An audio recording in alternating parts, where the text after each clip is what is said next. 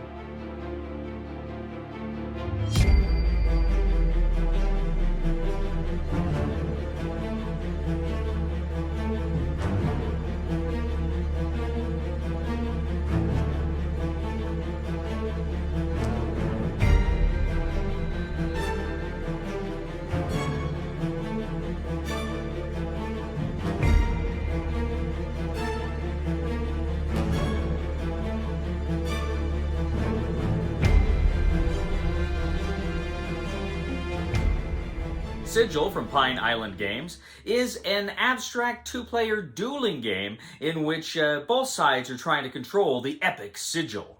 The game board is a giant sigil. It's got pathways and it's got spaces for different size spells. You have 5, 3, and 1 size spells. You're going to mix up a number of these spell tiles that you've got, and then you're going to randomly place 3 the 5s, 3 of the 3s, and 3 of the 1s all over the board. Now, each player has a number of gemstones. The blue player is going to place a blue gemstone in the center. That's going to kind of keep track of the point values in the game. It's also going to help the blue, as you will see.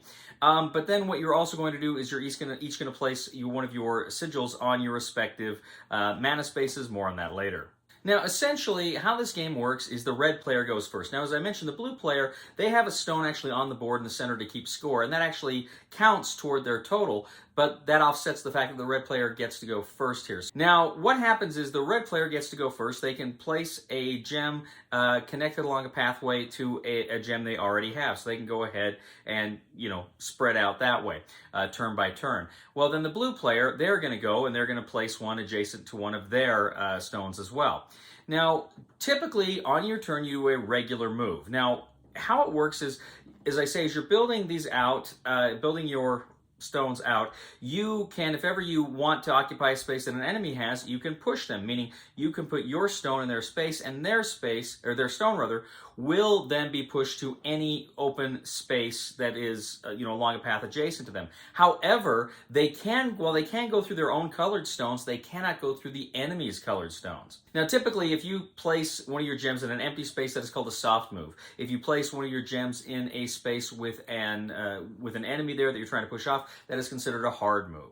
Now, after you do your initial move, you can do a dash move. Now, what a dash move is essentially you can remove any 2 stones of your own from anywhere on the board, and then that allows you to place another stone anywhere along, your adjacent pathway there.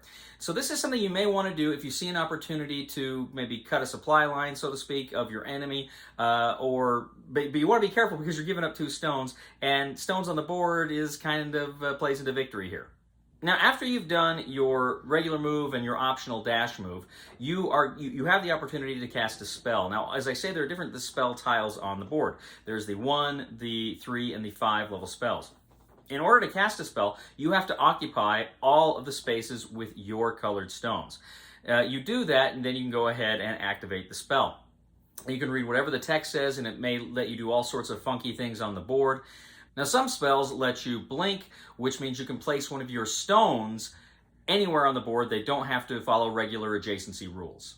There are also static spells, which means these are ongoing, persistent effects as long as you control that spell. But critically, you're going to lose all of the gems on that spell, minus however many you have in mana spots. Now, as I say, there are 3 mana spots on the board. There's one where the blue player starts, one where the red player starts, and a neutral one. If you have stones in those spaces, then you get a discount. You don't lose that many. You don't lose all your stones when you do a spell. Now, the exception is if you are on a 1 stone spell, you always have to lose that 1 stone there. But if you occupy 2 mana spaces and you've got a 5, then you'll have to get rid of 3 of them. If you're on a 3, you'd only have to get rid of 1 of them. After you've placed a spell, that spell is locked to you until you activate another spell. You can't do the same spell twice in a row. So what you do is you put a special die on top of that spell to show that it is locked to you, that you can't use it. And you turn it to the number of how many spells you have done. So if it's your first spell, you're going to lock it with the number 1 on it. If it's your second spell, you're going to lock it with the number 2, etc., etc. Now finally, the last step is you're going to go ahead and kind of adjust the score. Now as I mentioned, the blue has a stone on the score tracker. So when you're going to count up how many red stones and how many blue stones there are on the board, how many gems are on the board, and then you're going to kind of look at the difference. And depending on who has more, the tracker is going to slide in their favor. When the blue counts up his stones, he counts the one in the center there that is keeping score. Now the game ends in 2 ways. First of all, if ever at any time one player has 3 or more stones than their opponent, there's that difference of 3 or more, they instantly win the game. Otherwise, the game is going to end after one player casts their 6th spell. If that happens, you go ahead, you look and see who's ever got the most stones, and whoever has the most stones wins. Sigil. Sigil is an abstract 2-player dueling game where you and your friends are going back and forth trying to put more of your stones on the board. You're casting these spells, causing all sorts of chaos, and you're desperately taking a look at that stone tracker in the center of the board, trying to make sure that your opponent does not get too far ahead of you.